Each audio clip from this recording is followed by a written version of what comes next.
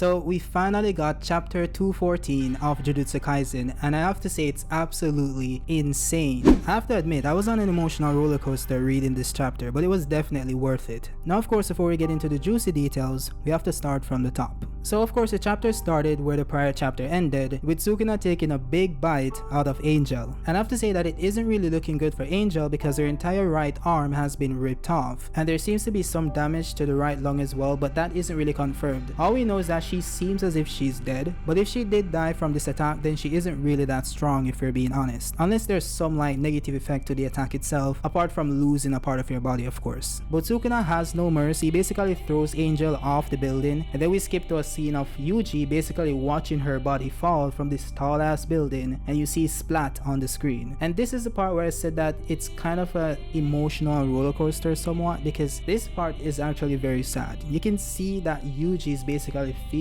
a lot of despair based on what has been happening. You know, first losing Gojo, then Nabora, then Megumi, and now Angel, who he was taking a liking to earlier on. So this is actually pretty sad on Yuji's part, and he's just looking in disbelief, and it seems as if he's finally lost it, which is good. We then see Yuji jump up to the top of the building across from Sukuna's building, and Sukuna then greets him at the ledge after sensing his presence. We then have this amazing panel of Yuji crushing the building, or at least the top of the building, jumping up to Sukuna's building, and this is actually pretty insane. I really love when they add AoE damage, especially to manga, because it looks pretty cool. Now Yuji then jumps up and actually grabs Sukuna, which actually surprises Sukuna, but this isn't really the juicy part, right? Of course they're like banging each other around, and Sukuna is asking what's going on, where did this strength come from? And this is very important because Sukuna was in Yuji's body for a very long time, so he should know the exact strength of Yuji. So Sukuna saying this means that this Yuji is way stronger than he was before, at least way stronger than he was a few minutes ago before Sukuna left his body. So this proves that Yuji did undergo some sort of awakening when he almost died a few panels earlier. Now it isn't confirmed if he actually almost died, because it could be that he was just strong that he tanked the attack itself, but it did seem as if he suffered immense damage and now he seems fine, so it's kind of weird. Now it could be that he was just very tough and nothing really happened, or it could be that he did almost die and Yuji now has reverse curse technique. Now that would be pretty interesting to see, but something happened later on in this chapter that kinda disproves it,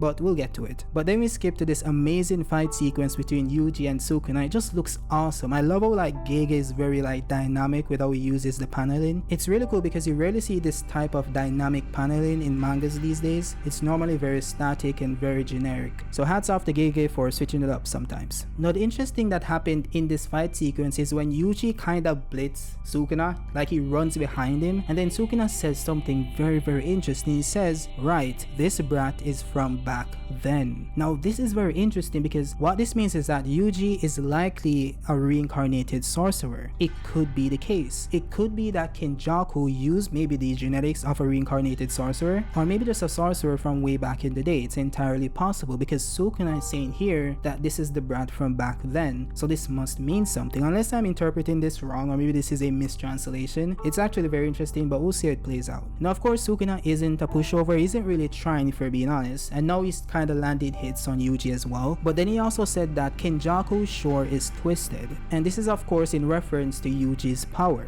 He also said, all of you, why can't you just live normally? And Yuji replied saying, why can't you just live without causing suffering? And that's when Sukuna pulled out his curse technique and slashes Yuji. Yuji then falls to the ground, but he's still having a conversation with Sukuna. And Sukuna says, to me, the real question is, why are you all so weak? Why do such things cling so fiercely to life? How can a creature that falls apart at a touch say that it always wants to be happy? And this part is very interesting because in the panel before it shows like a butterfly or a moth, and then in the second image it shows a snake, I think. And this, of course, I'm sure you guys are aware, might mean something different, but I'll save that for the actual video on Yuji that I'm working on currently. But I'm sure you guys picked up on what's going on here. It's entirely possible that that theory is going to come to fruition, but we'll see. But then we skip to Yuji saying, right, these guys are and will always will be curses. And Sukuna then replied saying, your suffering is natural. You people are meant to be chewed up, which Yuji replied to by saying, let's see if you can chew me up, me and my suffering. And Sukuna says, try me. So Sukuna is still actually confident that he can still no-diff Yuji. He isn't really trying. Again, he isn't using any shadows and he's barely fighting. So even though Yuji has powered up, he hasn't powered up to the level of Sukuna. And again, this is 15 finger Sukuna.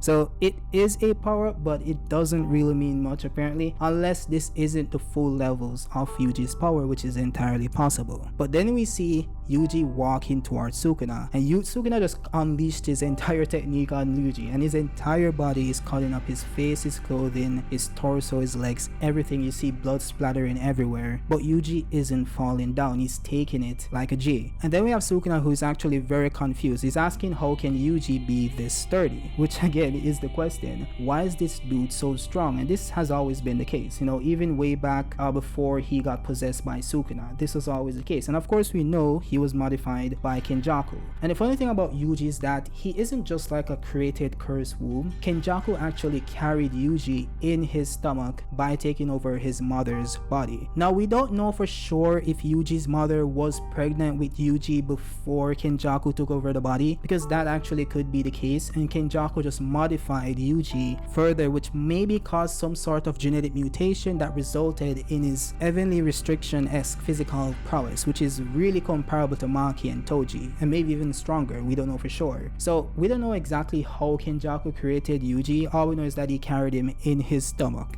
as a woman. So we'll see how that plays out though. Now Sukuna first thought that Yuji was so strong that he's resisting his power, but then he says no, that's not it, and we see his finger twitch. And Yuji takes this opportunity to punch Sukuna in the face, and then we get the last panel saying, my curse energy output is falling. Then Sukuna says, damn you, Fushiguro, Megumi. And then it says in the side panel that Megumi fights back from within. So this confirms, which we already knew. Some people were theorizing that Megumi was dead, but that clearly wasn't the case. That's not how like Gege would send off his main character, because Megumi is actually a very integral part to the story. So I doubt he would send him off that way. Of course, this doesn't mean that Megumi is going to come back to life and gain full control of his body, but this does confirm that he isn't fully dead. Now this could also be because we have to remember that Geto is actually dead, but he was still able to like prevent Kenjaku from using his body. We saw him do this when Kenjaku was talking to Gojo. So it actually could be that Megumi is in fact dead. It could be that this is just his body, which is connected to his soul, responding to Sukuna trying to damage Yuji, and Megumi is fighting back, similar to what Geto did after being dead for how many years. So this doesn't actually mean that Megumi is still alive, but it is possible. All in all, this was a very fire chapter, and it has sparked many new theories. Of course, I worked on a video a few weeks ago talking about how Nobara might be coming back and she might be the key to defeating Sukuna. That video will be at the end of this one, so you guys can go check it out if you missed it. All in all, this was an awesome chapter. Let me know your thoughts in the comments down below. Drop a like if you like the video and subscribe to the channel for more JJK content, and I'll see you guys on the next one. Peace out.